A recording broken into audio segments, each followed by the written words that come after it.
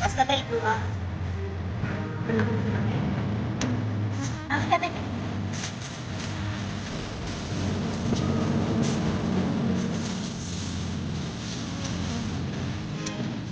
Ano ko na? Salita. Bakit tayo? Nagtawa ko ha? Ako, hindi ako mananatang restaurant.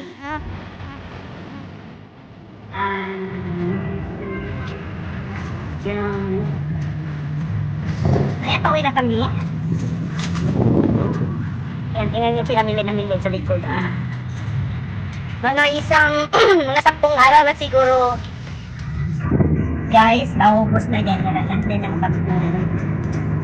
Kasi tuwing sahod, namimili talaga pagkakas.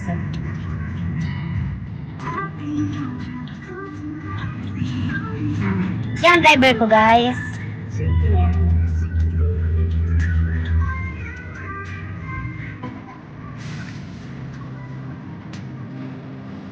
Wala na sana yung blending. Wala na sana yung blending.